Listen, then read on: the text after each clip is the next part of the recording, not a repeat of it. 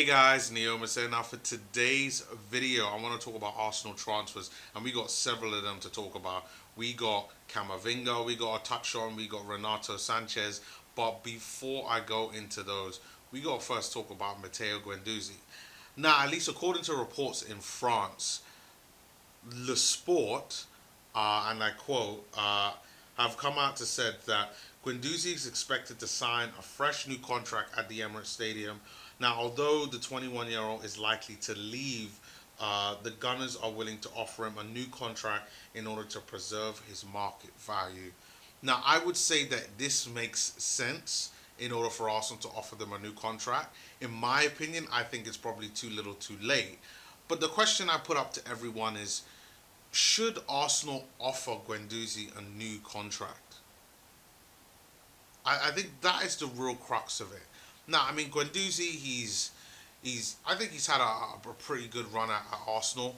I think probably the part that we all thought was, maybe he could have scored a little bit more goals. And I've always seen him as being the guy that would have been the successor to Granit Xhaka in that kind of midfield role, since I think that he circulates the ball well, passes it pretty decently, always looking to kind of go forwards. Like Xhaka, I do think that sometimes he gets caught out pretty quick with some of the pressing. But the one thing that he always has up his sleeve is that he is the master of the dark arts, and that he always knows how to draw a foul. He always knows how to dive. I mean, he probably practices it is it in training, and when he was at Arsenal playing kind of not maybe not week in week out, but starting a few games here, coming up off the bench for a few games there, he's played really well. And I got to say that a new deal, it makes sense. But I, to be honest, would not give him a new deal. And here's why. Arsenal are in a current state right now, and I don't care what anybody says, that we do not have some war chest whereby we could go into to just buy anyone we damn well please. Now, I get that Arsenal want to preserve his value, which makes sense. And this is something that should have been done before the conversation that they had when over a year now, the incident that he had with Mope at Brighton. That should have been where they should have been thinking for an extension on his deal. I know that they've got a kind of a 1 year auto clause in his deal right now, to whereby he has 2 years left.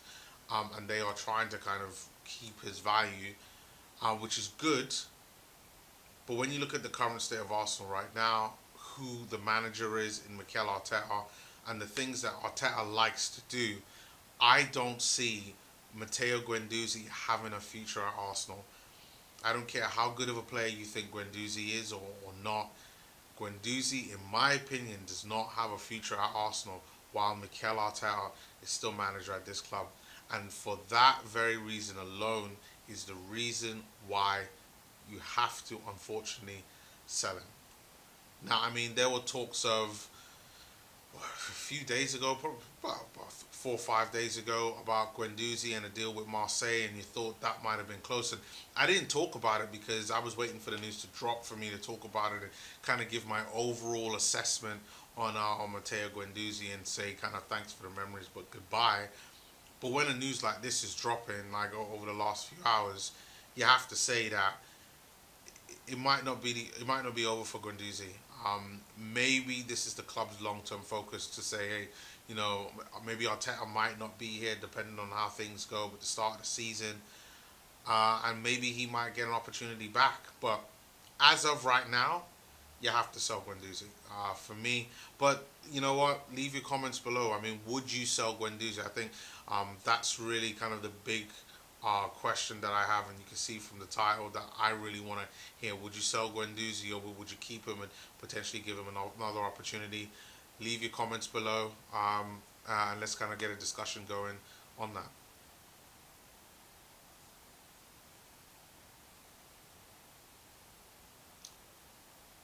Secondly, we got to talk about another player, Eduardo Camavinga. Now, I won't lie, I've heard of this guy on FIFA. I've never really seen him play, apart from some YouTube clips. looks to be in that kind of Thomas Partey mode, but looks to be or Basuma role, but kind of better. And he's young, um, bags of potential. And I was on 101 Arsenal sometime last week, and I remember Apollo dropped a stat of talking about kind of the best young players in Europe right now, and Camavinga was one of them, along with Saka. And when you look at the ceiling that this young player potentially has, and if Arsenal are genuinely interested in him, I definitely think we could go in for him. But all the stories are talking about Real Madrid and PSGs of this world looking at Camavinga, and you gotta say that even though he's with Rennes now, what chance do Arsenal have for getting a player like Camavinga? I would love to have him at Arsenal. I really would. He's a dominant. Looks to be like a dominant midfielder. Passes the ball very nicely, but I just don't see Arsenal kind of picking up this guy. And even though that right now on transfer market he's valued at around 30 mil, that's a fair price, especially when you look at his potential. But to really get him out of Rennes, and when you see that after the dust has settled with the Euros and teams start really going in for players, you would have to say that his value probably is going to go up or stay somewhere around the same. Or to be really honest, even if he's valued at 30, why would Rennes sell him for 30 when they could start a bidding war with, at the very least, Arsenal, definitely Real Madrid, who are rumored to be interested in him a few months back, and then you've got PSG there in Liga like Rennes.